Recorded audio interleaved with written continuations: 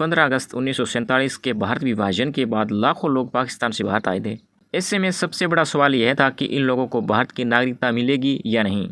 इसका जवाब भारतीय संविधान का अनुच्छेद 6 देता है। अनुच्छेद 6 का उद्देश्य। अनुच्छेद 6 उन लोगों के बारे में है जो वर्तमान पाकिस्तान के क्षेत्र से भारत आए और यह तय करता है कि वे किन परिस्थितियों में भारत के नागरिक माने जाएंगे। ध्यान रखें कि यह अनुच्छेद केवल विभाजन के समय पाकिस्तान से भारत आए लोगों पर लागू होता है। कौन पात्र होगा? सबसे पहले यह देखना जरूरी है कि व्यक्ति नागरिकता पाने के लिए पात्र है या नहीं।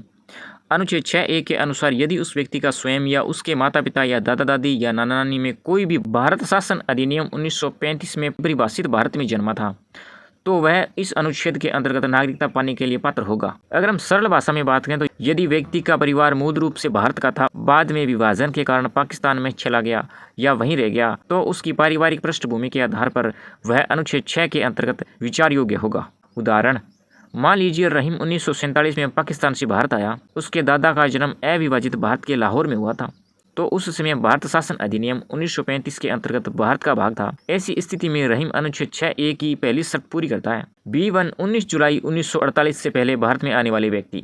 यदि कोई व्यक्ति 19 जुलाई 1948 से पहले पाकिस्तान से भारत आया और उसने आने की तारीख से लगातार भारत में सामान्य रूप से रह रहा था, तो संविधान लागू होने के समय उसे भारत का नागरिक माना जाएगा। इसका अर्थ यहाँ किसी अलग पंजीकरण रजिस्ट्रेशन की आवश्यकता नहीं थी। इसमें केवल दो बातें आवश्यक थी।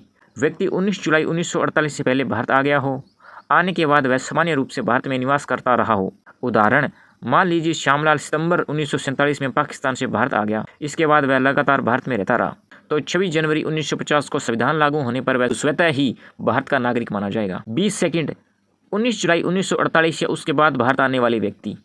यदि कोई व्यक्ति 19 जुलाई 1948 या उसके बाद भारत आया तो उसके लिए केवल भारत आ जाना पर्याप्त नहीं था। उसे नागरिकता प्राप्त करने के लिए सरकार के समक्ष आवेदन करना आवश्यक था। सरकार द्वारा नियुक्त अधिकारी उसके आवेदन की जांच करता था और संतुष्ट होने पर उसे भारत का नागरिक पंजीकृत करता था। अगर हम सरल भाषा में बात करें, 19 जुलाई 1948 के बाद भारत आने वालों के लिए नियम थोड़े सख्त कर दिए गए थे। उन्हें निर्धारित प्रपत्र में आवेदन देना था, सरकार द्वारा नियुक्त अधिकारी से पंजीकरण करवाना था, उसके बाद वे भारत के नागरिक बन सकते थे।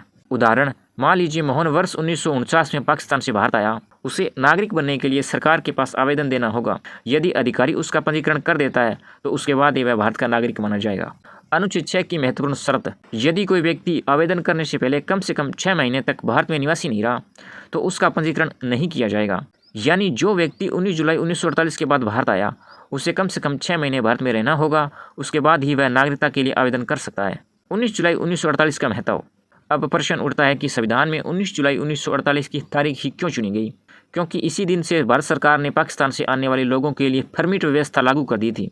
इस तारीख के बाद आने वाले लोगों के लिए नागरिकता प्राप्त करने की प्रक्रिया अधिक नियंत्रित और औपचारिक बना दी गई।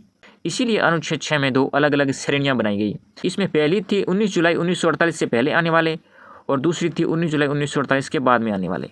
निष्कर्ष संक्षेप में, अनुच्छेद 6 भारत विभाजन के दौरान पाकिस्तान से भारत आए लोगों की नागरिकता का आधार तय करता है। पहले यह देखा जाता था कि व्यक्ति या उसके पूर्वज भारत में जन्मे थे या नहीं।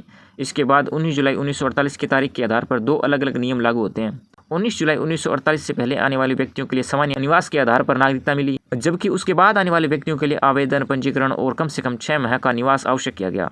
अगर आप ऐसे ही इन्फॉर्मेटिव वीडियोस और देखना चाहते हो तो हमारे पेज को फॉलो कर सकते हैं और हमारे चैनल को सब्सक्राइब कर सकते हैं। धन्यवाद।